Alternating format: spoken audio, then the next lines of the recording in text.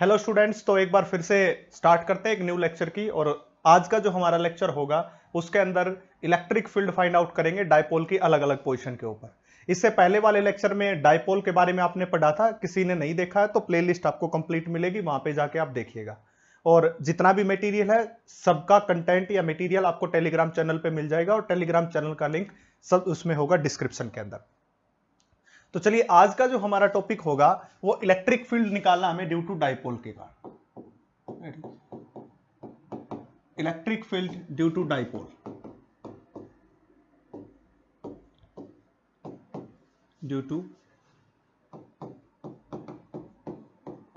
Dipole, dipole के कारण electric field को फाइंड आउट करना है, ये टॉपिक होगा। अब क्या कहते हैं कि जो इलेक्ट्रिक फील्ड डायपोल के कारण निकाल रहे हैं कि डायपोल की अलग अलग पोजीशन होती है। कैसे होती है डायपोल? मैंने पहले ही लेक्चर में बता दिया था कि जब एक पॉजिटिव चार्ज और दूसरा नेगेटिव चार्ज कुछ डिस्टेंस से सेपरेट कर दिया जाए। देखिए, एक पॉजिटिव और नेगेटिव चार्ज को कुछ डिस्टेंस से सेपरेट कर दिया, जब ऐसा होता है तो ये क्या बनाता है? एक डायपोल की फॉर्मेशन करता है। अब डायपोल की अलग अलग पोजीशन होती है, जैसे कि अगर ये पोजीशन बात करोगे या फिर ये पोजीशन बात कर लो, ये दोनों पोजीशन क्या कहलाती हैं? एक्सिस कहलाती हैं।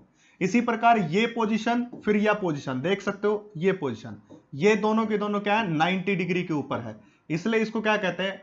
बाइसेक्टर कहते हैं, या फिर इसको परपेंडिकुलर बोला जाता है या इक्विटोरियल बोला जाता है। इक्विटोरियल पोजीशन, अलग अलग पोजीशन बोली जाती है। ये किसके कारण देख रहे हैं? डायपोल के कारण। अगर मैं तीसरा पॉइंट कहीं यहीं पे ले लूं, देखिए मैं यहां पे कोई तीसरा पॉइंट ले लूं, तो इस डायपोल का ना तो ये इक्वेटर है, ना ये फिर बाइसेक्टर या परपेंडिकुलर है, ना एक्सिस है, तो वो क्या कह देते हैं? एनी पॉइंट बोल देते हैं। इसी प्रकार हमने तीन केसेस इसके अंदर देखने हैं बच्चा। तो स्टूडेंट्स, तीन केस में कौन कौन से होते हैं? देखिए, सबसे पहला केस जो होगा इसका वो होगा एट एक्सिस के ऊपर, सबसे पहला वाला केस। सेकंड केस हो जाएगा एट इक्विटोरियल के ऊपर, इक्विटोरियल। और जो थर्ड वाला केस होगा वो होगा at any point, at any point. ये तीन केसेस होंगे अलग अलग, एक्सिस के ऊपर, इक्विटोरियल के ऊपर, या एट एनी पॉइंट के ऊपर। तो अलग अलग के ऊपर हमें इलेक्ट्रिक फील्ड को फाइंड आउट करना है। कैसे इसमें क्वेश्चन आएगा, कैसे पूछा जाएगा, वो सारी बातें देखते चलेंगे। अब सबसे पहला केस स्टार्ट करते हैं। देखिए, सबसे पहला केस लेते हैं, और पहला केस हो जाएगा एट एक्सिस के ऊपर, एट एक्सिस। ठीक है, अब सबसे पहले हमें क्या करना पड़ेगा? एक डायपोल लेना पड़ेगा। सपोज कीजिए कि हमने डायपोल ले लिया है, ठीक है, और इस डायपोल का एक चार्ज इस तरफ होगा, एक चार्ज इस तरफ होगा। सपोज कीजिए कि इस तरफ कौन चार्ज है? पॉजिटिव, और इस तरफ कौन चार्ज है? माइनस क्यू है। दोनों चार्ज इक्वल होने चाहिए, अलग अलग नहीं होने चाहिए।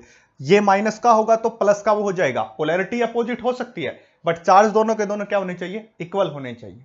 अगर दोनों चार्ज इक्वल हैं तो इसके बाद हम क्या करेंगे? एक पॉइंट मानते हैं, और वो पॉइंट हमने कहां पे ले लिया?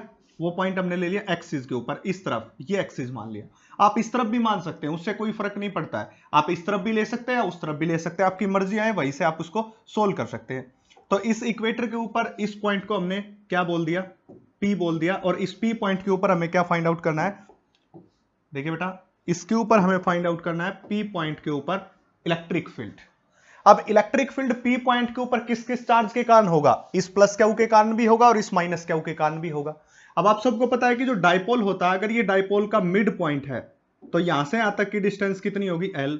इसी प्रकार यहां से यहां तक की डिस्टेंस भी कितनी होगी? L के बराबर। और इस पॉइंट से लेके और इस P पॉइंट तक की जो डिस्टेंस है वो हमने कितनी मान ली? R मान ली।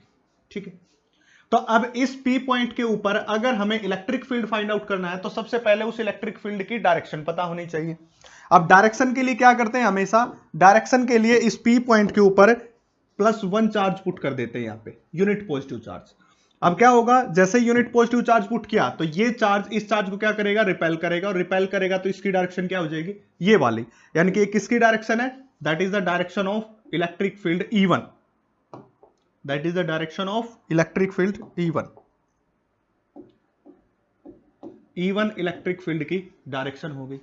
अब सिमिलरली E1 इलेक्ट्रिक फील्ड की डायरेक्शन हो गई है ये। अगर मैं यहां से E1 इलेक्ट्रिक फील्ड की वैल्यू निकालूं तो what is the value of electric field? That is the K into Q that is k into Q, Q ये रहा, डिवाइडेड बाय में डिस्टेंस का square, and what is the distance between this and this, that is the total distance from here to here is r, यहां से यहां तक की distance है r, अगर इसमें से ये l माइनस कर दूं तो मेरे पास ये वाली डिस्टेंस आ जाएगी, मतलब अगर r में से l को माइनस कर दिया जाए और उसका square, that is the even electric field, ये कौन हो जाएगा, इवन इलेक्ट्रिक फील्ड की वैल्यू आ जाएगी। अब देखिए ये इवन इलेक्ट्रिक फील्ड की वैल्यू आ गई हमारे पास, इसको थोड़ा ऊपर ले लेते हैं, यहां पे ये इवन इलेक्ट्रिक फील्ड की वैल्यू आ गई। इसी प्रकार इस माइनस क्यू चार्ज के कारण भी एक इलेक्ट्रिक फील्ड होगा, तो ये माइनस क्यू चार्ज इस यूनिट चार्ज को क्या करेगा, अपनी तरफ अट्रैक्ट करेगा, तो अट्रैक्ट करेगा तो डायरेक्शन ऑफ इलेक्ट्रिक फील्ड क्या हो जाएगी, ये वाली हो जाएगी।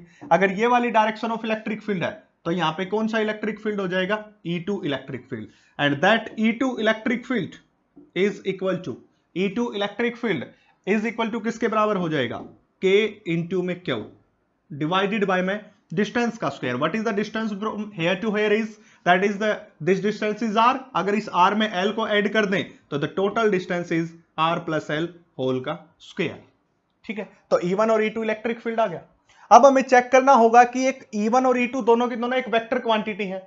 अब इसका जो सॉल्यूशन होगा, क्योंकि दो चीजें आ गई, दो इलेक्ट्रिक फील्ड आ गए, इसका सॉल्यूशन बचा लो कैसे होगा, इसका सॉल्यूशन होगा वेक्टर क्वांटिटी की मदद से, वेक्टर की मदद से इसका सॉल्यूशन होगा, वेक्टर की मदद से सॉल्यूशन होगा, तो इसका मतलब हमें क्या करना पड़ेगा, नेट इलेक्ट्रिक फील्ड, और वो कैसे पता करेंगे, सबसे पहले पता करेंगे कि E1 बड़ा है या फिर E2 बड़ा है।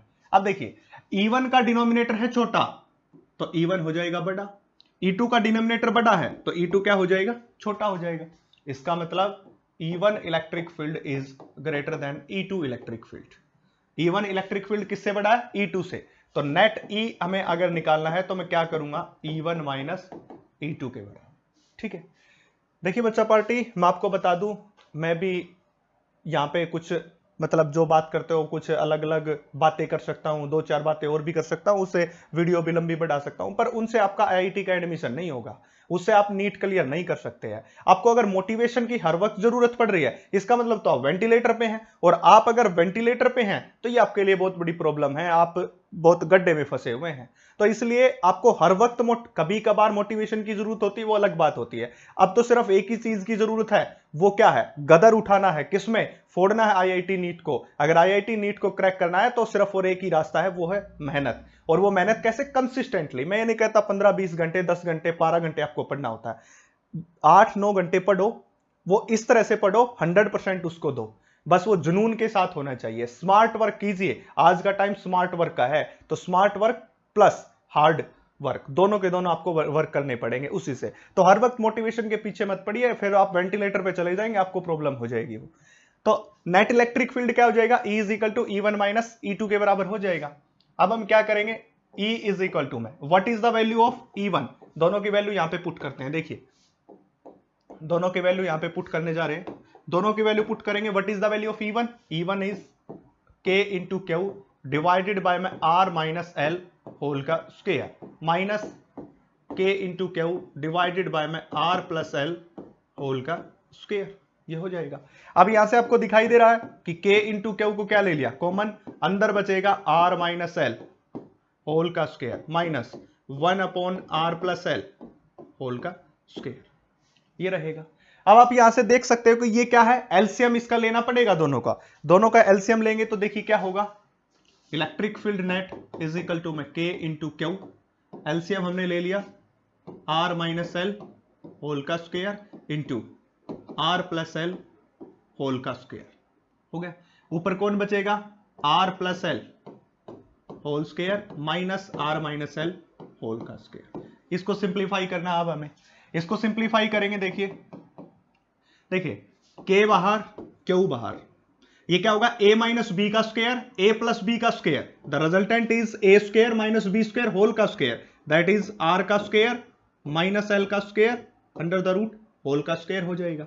अब इसको A प्लस बी का स्क्वायर और A माइनस बी स्क्वायर को ओपन करते हैं, ओपन कीजिएगा, R का स्क्वायर प्लस L का स्क्वायर प्लस में 2R इंटू L, यानी कि A square plus B square, R square plus L square plus 2RL, अब माइनस साइन के साथ R का स्क्वायर प्लस L का स्क्वायर माइनस 2RL, ये हो जाएगा। अब इसको अंदर लेके जाते हैं, सिंप्लीफाई करते हैं फर्दर इसको। देखिए that is the electric field is equal to, अब इसका सिंप्लीफिकेशन लेंगे, electric field is equal to K बाहर क्यू बाहर, नीचे हमारे पास कौन है आर स्क्वायर माइनस एल का स्क्वायर होल का स्क्वायर, अंदर कौन बचा आर का स्क्वायर प्लस एल का स्क्वायर,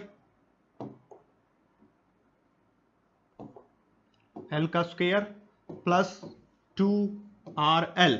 अब ये माइनस अंदर जाएगा तो माइनस आर स्क्वायर, ये अंदर जाएगा माइनस एल स्क्वायर, ये हो जाएगा प्लस 2RL, ऐसे हो जाएगा। अब देखिएगा आर स्क्वायर से आर स्क्वायर क्या हो जाएगा कैंसिल आउट, एल स्क्वायर से एल स्क्वायर क्या हो जाएगा कैंसिल आउट, हमारे पास क्या बचेगा that is electric field is equal to में के इंटू में क्यू इंटू नीचे हमारे पास कौन रहा R square minus L square whole का स्क्वायर, ये बचा, ऊपर बचा 2RL प्लस 2RL, ये 2RL और ये 2RL टोटल हो जाएगा 4RL। अब इसको सिंप्लीफाई वे में लेते हैं, k into Q 2L into 2R, इस 4RL को 2L, एक 2L के साथ लगा दिया, एक 2R के साथ लगा दिया, डिवाइडेड बाय में कौन बचा आर स्क्वायर माइनस एल का स्क्वायर होल का स्क्वायर। अब ये जो क्यू इंटू 2L बन रहा है ये बच्चा लोग देखिए बेटा, एक क्यू इंटू 2L क्या बन रहा है, ये बन रहा है dipole moment P is equal to Q into 2L के बराबर, क्यू इंटू 2L। तो हमने एक्सप्लोर कर दिया, हमने बता दिया डाइपोल मोमेंट को। अभी हमें क्या पढ़ा था electric field due to a dipole, इसका मतलब डाइपोल का तो इलेक्ट्रिक फील्ड में यूज होगा। यही मैं बोल रहा हूं कि physics is a conceptual subject, एक कंसेप्चुअल सब्जेक्ट है, हर वक्त आपको कंसेप्ट की बातें मिलेंगी। अब electric field due to dipole की बात करनी थी तो डाइपोल को तो इंड्यूस होना ही था, यहां पे ये डाइपोल इंड्यूस कर लिया मैंने, दैट इज अगर ये डाइपोल इंड्यूस कर लिया इलेक्ट्रिक फील्ड कितना बनेगा के क्यू इंटू 2L को कितना लिख देंगे P, ये 2 आगे ले लिया इंटू R डिवाइडेड बाय क्या होगा R square minus L square whole का स्क्वायर, ये रिजल्ट आ गया। इसको थोड़ा और सिंप्लीफाई कर सकते हैं, कैसे कर सकते हैं देखिए, इसको अगर और सिंप्लीफाई करना है तो electric field is 2kP into R divided by में R square minus L square whole का स्क्वायर। अगर मैं इसका एक स्पेशल केस ले लूं और वो स्पेशल केस ले लूं शॉर्ट डाइपोल का, किसका ले लिया शॉर्ट डाइपोल का स्पेशल केस ले लिया। अब शॉर्ट डाइपोल का स्पेशल केस ले लिया, इसका मतलब क्या हो गया कि जो आर स्क्वायर है वो ग्रेटर ग्रेटर ग्रेटर देन किससे है एल स्क्वायर से है। इस बात का मतलब क्या है, इस बात का मतलब समझ लीजिए, देखिए ये मान लेता हूं कि जो आर डिस्टेंस है ये बहुत बड़ी है और ये जो एल डिस्टेंस है ना ये बहुत छोटी है। आइडियल डाइपोल मान लिया इस माइनस क्यू और इस प्लस क्यू के बीच की जो डिस्टेंस है वो बहुत ही स्मॉल है as compare to this distance R. बस हमने इसको इतना बड़ा क्यों दिखाया, आपको समझाने के लिए, नहीं अगर मैं इसको छोटा बना देता तो आपको समझ नहीं आता, आपको समझाने के लिए इन चीजों को बड़ा किया गया है सिर्फ इसलिए, ठीक है। अगर ऐसा हो रहा है तो हमारे पास इलेक्ट्रिक फील्ड कितना हो जाएगा देखिए 2 into K into P into R divided by में आर स्क्वायर को बड़ा ले लिया तो आर का स्क्वायर इंटू होल का स्क्वायर। अब एक आर से एक आर क्या हो जाएगा कैंसिल आउट हो जाएगा, तो we are left with electric field is equal to 2 into K into P divided by में R cube, that is the electric field at axis. ये इलेक्ट्रिक फील्ड किसके ऊपर आ गया भाई एक्सिस वाली पोजीशन पे, कितना आया 2kp by R cube, that is the electric field. ये इलेक्ट्रिक फील्ड आ गया एक्सिस के ऊपर शॉर्ट डाइपोल या आइडियल डाइपोल के लिए। ये एक तो केस ये दे दिया, ये केस कब लेंगे हम, ये तब लेंगे जब वो शॉर्ट डाइपोल ना हो, आर स्क्वायर की वैल्यू ग्रेटर देन हो किससे एल स्क्वायर से, तब केस लेंगे ये। अगर आर स्क्वायर की वैल्यू बड़ी है और एल स्क्वायर की वैल्यू छोटी है तो हमारा केस क्या हो जाएगा शॉर्ट डाइपोल का केस हो जाएगा। वो कई बार आपको क्वेश्चंस में डायरेक्ट नहीं बोलेगा, हिंट दे देगा, वो बोलेगा कि हमारे पास आर की डिस्टेंस है 100 सेंटीमीटर और एल हमारे पास है 5 सेंटीमीटर, ऐसे बोल देगा।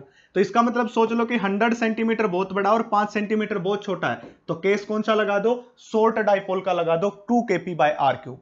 अगर वो इसी को दे दे 50 तो अब कौन सा लगेगा वो वाला फार्मूला लगेगा, तो वो आपको खुद से समझना पड़ेगा। तो ये किसके केस लिया हमने डाइपोल का केस लिया एक्सिस के ऊपर। अब इसकी डायरेक्शन की बात करते हैं, अगर कोई आपसे पूछ ले कि इसकी डायरेक्शन बता दीजिए, इलेक्ट्रिक फील्ड की direction, electric field as direction of dipole, जो डाइपोल की डायरेक्शन है वही डायरेक्शन किसकी होगी इलेक्ट्रिक फील्ड की, किस केस में एक्सिस वाले में।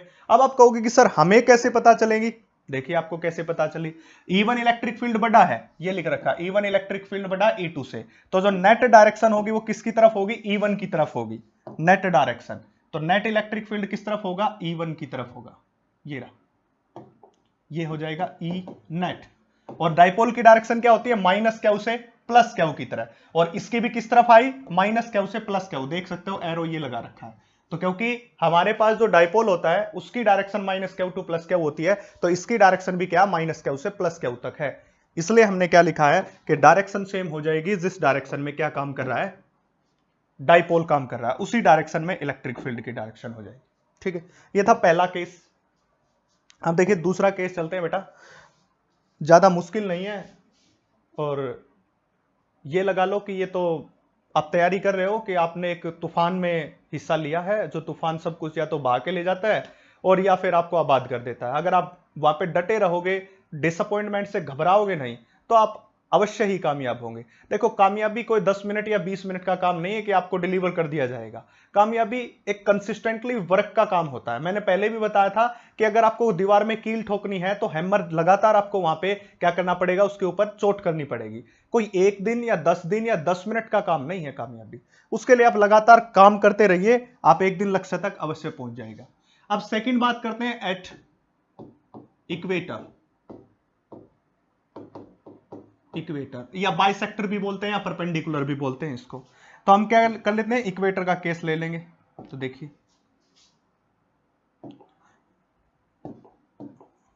ठीक है,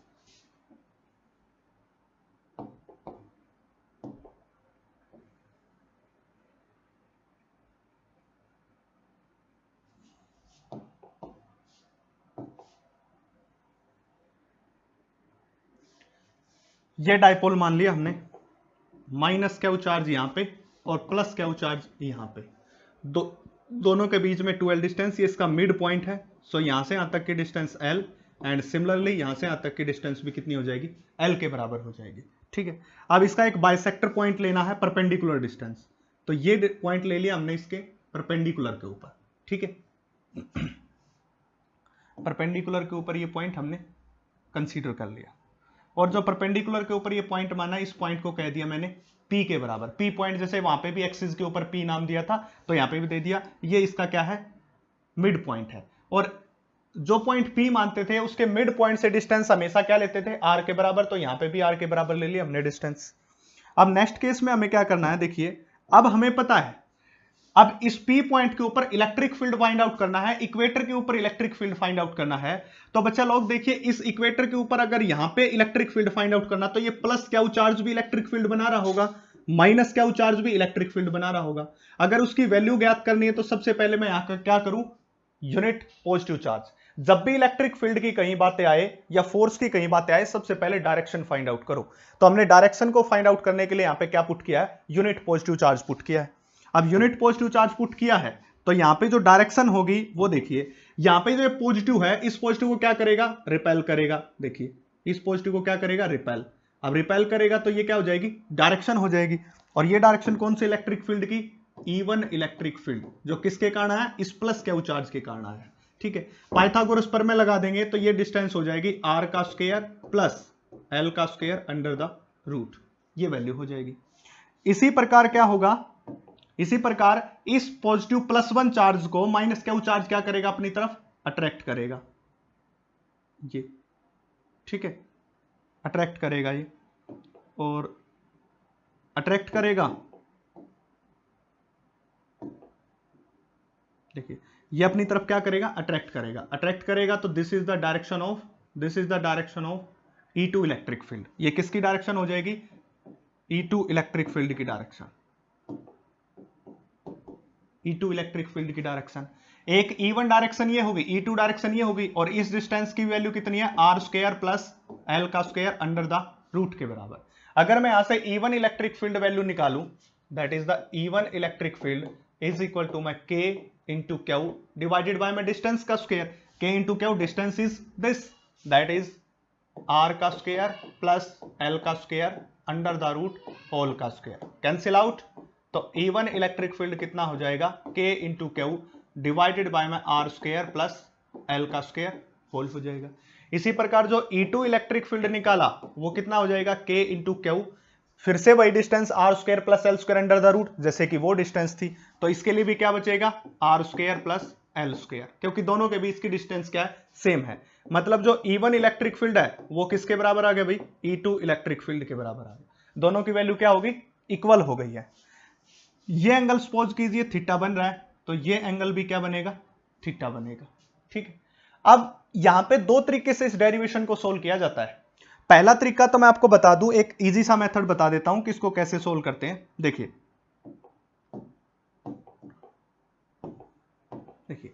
ये जो E1 इलेक्ट्रिक फील्ड है इसके दो कंपोनेंट होंगे, E1 इलेक्ट्रिक फील्ड के दो कंपोनेंट होंगे, एक कंपोनेंट तो होगा इस तरफ और एक कंपोनेंट हो जाएगा इस तरफ।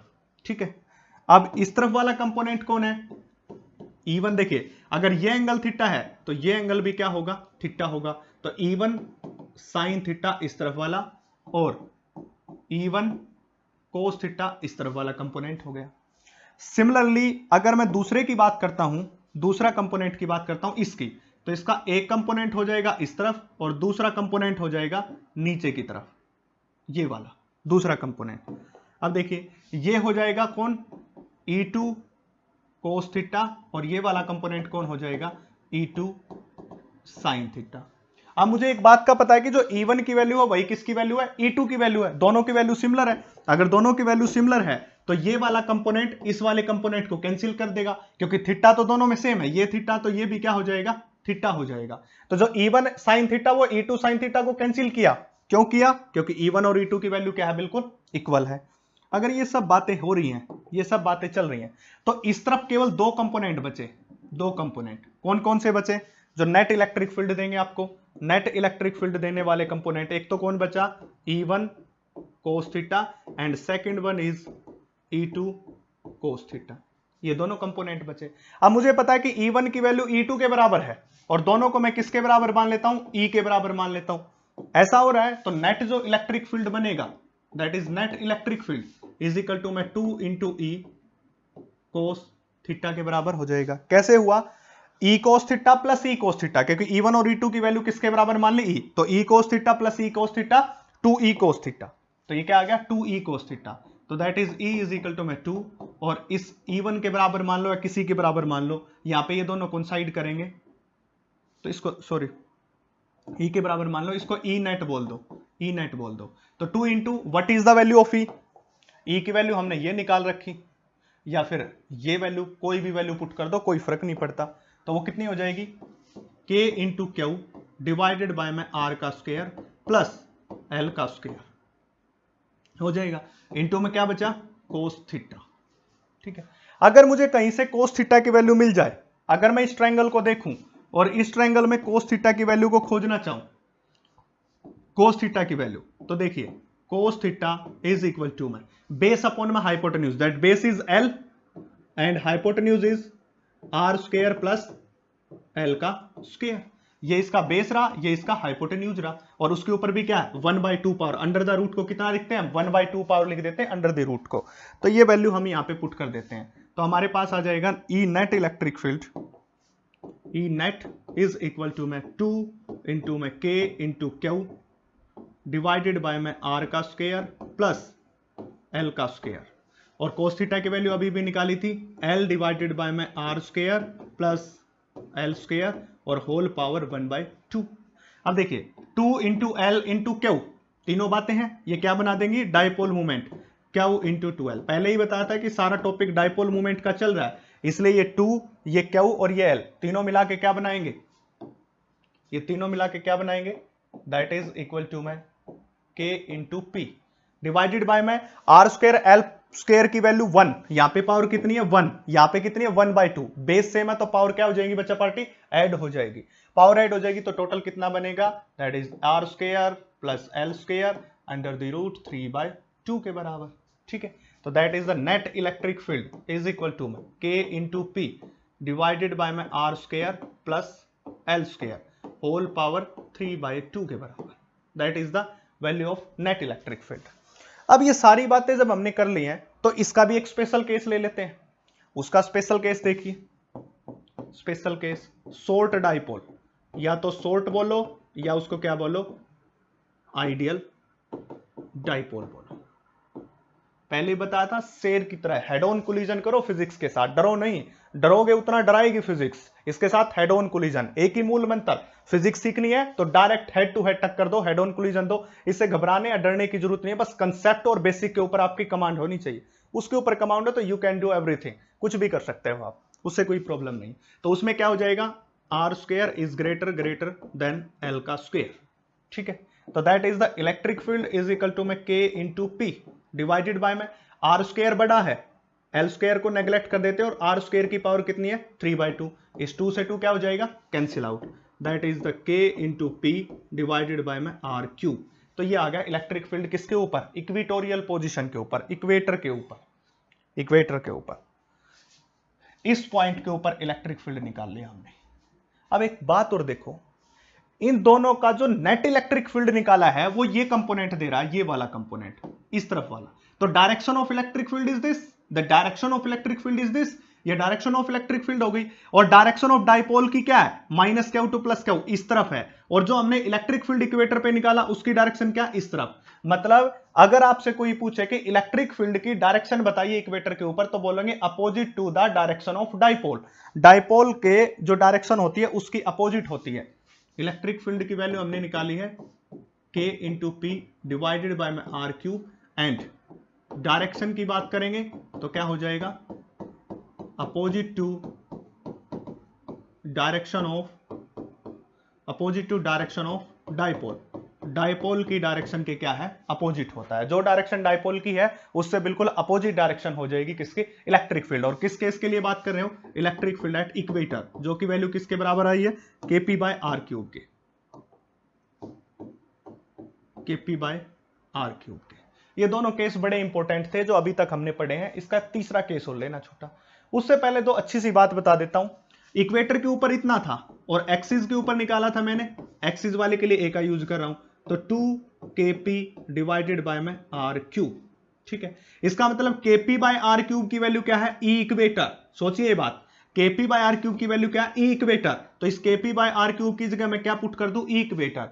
तो E at axis is equal to में 2 times of E at equator, so that E at equator is equal to में E at axis divided by में 2। तो दैट इज द रिलेशनशिप, ये रिलेशनशिप आ गया। अगर कोई आपसे एक एक्सिस के ऊपर पूछे, या आपसे कोई पूछे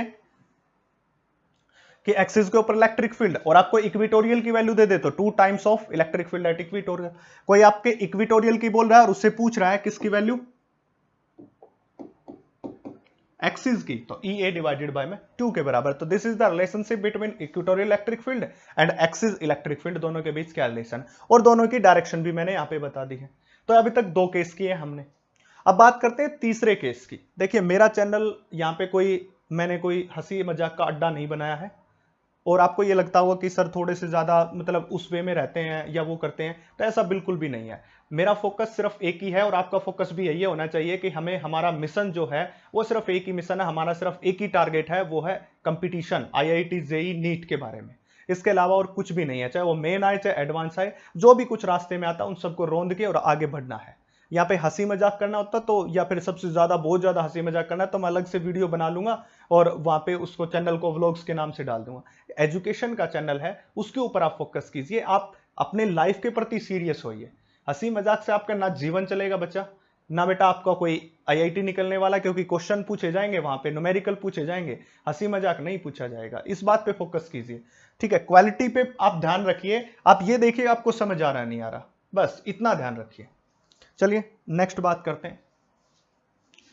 इसके बाद हमें क्या करना है, electric field at any point के ऊपर, जिसको जनरल पॉइंट भी बोलते हैं। तो तीसरा पॉइंट हो जाएगा हमारा एट एनी पॉइंट।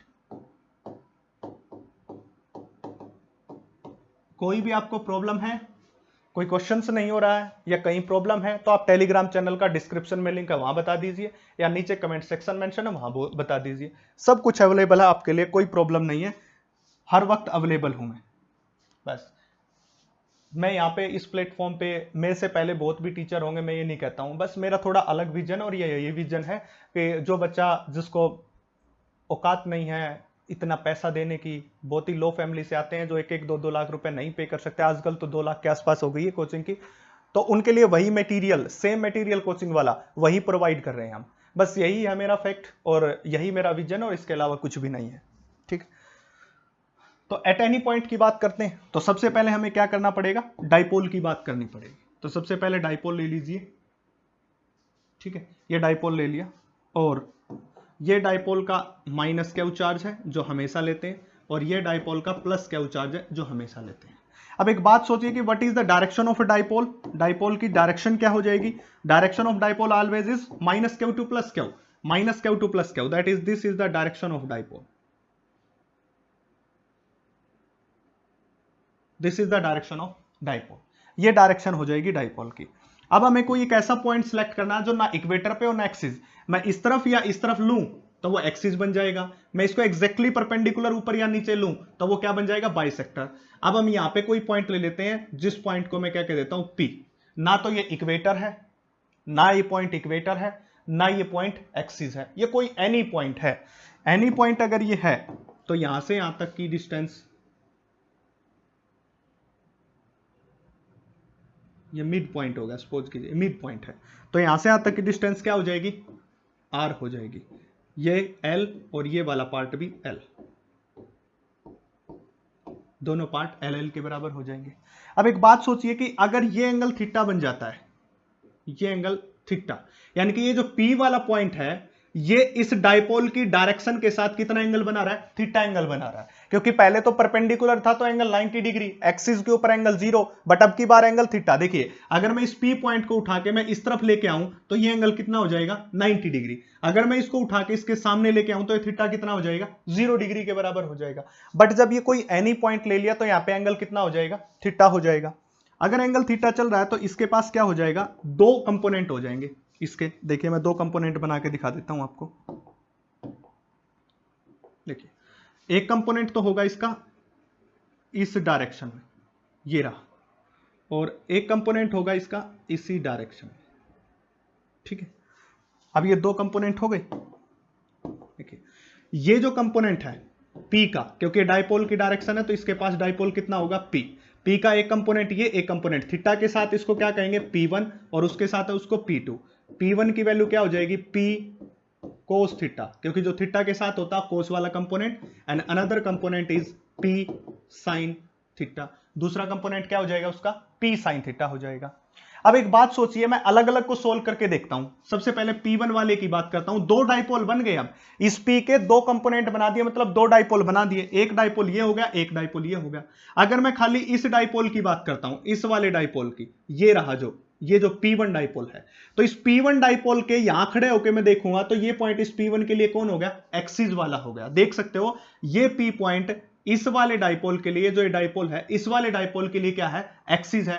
और एक्सिस के ऊपर इलेक्ट्रिक फील्ड की वैल्यू कितनी होती है, 2 into K into P1 divided by में R का क्यूब, ये होती है।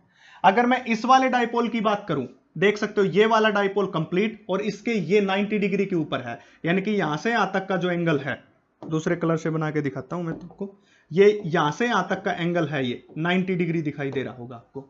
अगर ये एंगल 90 डिग्री है तो P2 किसके लिए काम कर रहा है, इक्वेटर वाला, तो ये 1 था और ये कौन हो गया 2, कितना हो जाएगा K into P2 divided by में R इंटू क्यू, ये हो जाएगा।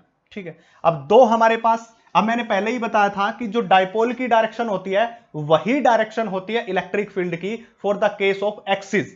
तो सेम डायरेक्शन में, मतलब इसके लिए डायरेक्शन है वही डायरेक्शन इलेक्ट्रिक फील्ड की, ये पहले के लिए होगी, जिसको हम क्या कहेंगे E1, सॉरी इसको हम क्या कहेंगे, E1 कहेंगे। ये बात पहले ही बता दी थी मैंने। अब जो हमारा दूसरा केस बना है जो इक्वेटर के लिए था, उसमें डाइपोल की डायरेक्शन के अपोजिट डायरेक्शन इलेक्ट्रिक फील्ड की थी, ये मैंने डायरेक्शन ऑफ इलेक्ट्रिक फील्ड बताया था इसमें पीछे। तो ये तो डायरेक्शन है P2 डाइपोल की, देख सकते हो ये दिखा रखा है एरो से, तो इससे अपोजिट डायरेक्शन में हो जाएगा, अपोजिट डायरेक्शन में ये हो गया। और इन दोनों का नेट इलेक्ट्रिक फील्ड निकालोगे तो इस डायरेक्शन में हो जाएगा, यानी कि this is the E2 and net electric field is E, and the angle between both is 90 degree, and this angle is phi, because ये एंगल हमने थीटा मान लिया तो इसको दूसरा मान लेंगे, उसको कह देंगे फाई एंगल। ठीक है। अब नेट इलेक्ट्रिक फील्ड निकालने का formula E is equal to है किसके द्वारा, parallelogram law of vector addition, देख लीजिए ये बन रहा पैरेललोग्राम लॉ। तो क्या होता है, A square plus B square plus 2ab cos theta under the root 11th class में पढ़ा है। तो क्या हो जाएगा, E1 का स्क्वायर प्लस E2 का स्क्वायर प्लस में 2E1 E2 कोस 90 डिग्री, कोस 90 एंगल 90 है, तो कोस 90 वाली ये टर्म कंप्लीट क्या हो जाएगी, जीरो। तो net electric field is given by that is E1 का स्क्वायर प्लस E2 का स्क्वायर अंडर द रूट, इसके द्वारा दिया जाएगा। अब इन दोनों की वैल्यू यहां पे पुट कर लेंगे हम, देखिए क्या होगा, electric field E is equal to what is the value of E1 that is 2 into K, and P1 की वैल्यू क्या है, P कोस थीटा है, देख सकते हो P cos theta divided by में R पावर 3 होल का स्क्वायर प्लस में E2 की value K into P into sine theta, क्यों, क्योंकि P2 की वैल्यू कितनी है, P साइन थीटा है, डिवाइडेड बाय में R क्यूब होल का स्क्वायर, और इस पूरे के ऊपर क्या रहेगा, अंडर द रूट रहेगा। नेक्स्ट स्लाइड पे लेते हैं इस सब बातों को, देखिए that is the net electric field is under the root.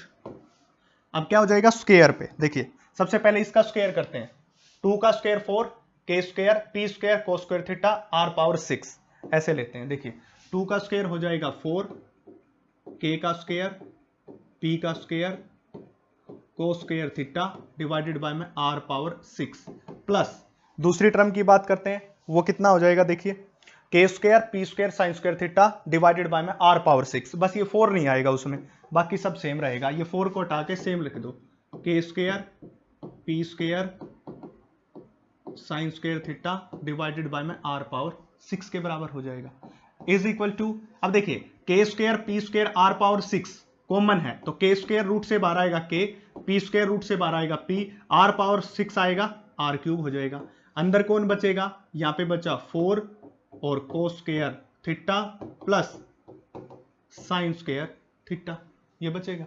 अब देखिए क्या होगा, K into P divided by में R power 3 under the root, इसको ऐसे लिख सकता हूं मैं, ये 4 कोस स्क्वायर थीटा है 4, तो मैं इसमें से 3 को तो अलग निकाल लेता हूं, 3 कोस स्क्वायर थीटा, एक और कोस स्क्वायर थीटा बच गया, टोटल करेंगे फिर से 4, प्लस में क्या आ गया, साइन स्क्वायर थीटा। अब आपको पता है sign square theta plus cos square theta 1 के बराबर होता है, अगर वो 1 के बराबर होता है तो that is the electric field is equal to में K into P divided by में आर पावर 3, और अंडर द रूट में कौन बचेगा भाई, 3 कोस स्क्वायर थीटा प्लस 1 के बराबर, तो that is the electric field at any point के ऊपर, ये इलेक्ट्रिक फील्ड आ जाएगा। तीसरा केस, तो मैंने 3 केस आपको बताए, पहला ये एक्सिस के ऊपर हमने निकाला था 2 kp बाय आर क्यूब, और इक्वेटोरियल के ऊपर हमने निकाला था kp बाय आर क्यूब, ये तीनों केस और इसके फार्मूले आपको याद होनी चाहिए, तभी आप इसके न्यूमेरिकल सोल्व करने में सक्षम होंगे। इन सब के न्यूमेरिकल आपको सेपरेट वीडियो जो नीट के लिए होगी स्पेशल और आईआईटी के लिए होगी वहां पे मिलेंगे आपको, और सीबीएसई बोर्ड में भी जो न्यूमेरिकल आते हैं उनमें भी हेल्पफुल होगी। ये बातें तो होगी हमारे इलेक्ट्रिक फील्ड की। अब हम बात करते हैं इसकी डायरेक्शन की, इसकी डायरेक्शन को फाइंड आउट करना है। देखिए अगर मैं यहां पे आपको बताऊं इस tan phi को निकालना चाहता हूं, यहां से देखिए अगर मैं यहां से tan phi निकालना चाहूं, tan phi निकालना चाहूंगा तो कैसे निकलेगा, देखिए क्या होता है, perpendicular upon base, that is a perpendicular upon base, that is the tan phi is equal to में व्हाट इज द परपेंडिकुलर, इस phi के लिए परपेंडिकुलर तो ये होगा जो कि E2 कंपोनेंट है, ये रहा, और बेस हो जाएगा E1 वाला, तो tan phi की वैल्यू निकालनी है तो E2 डिवाइडेड बाय में E1। अब उसी को सोल्व कर लेते हैं, देखिए यहां पे आ गया हमारे पास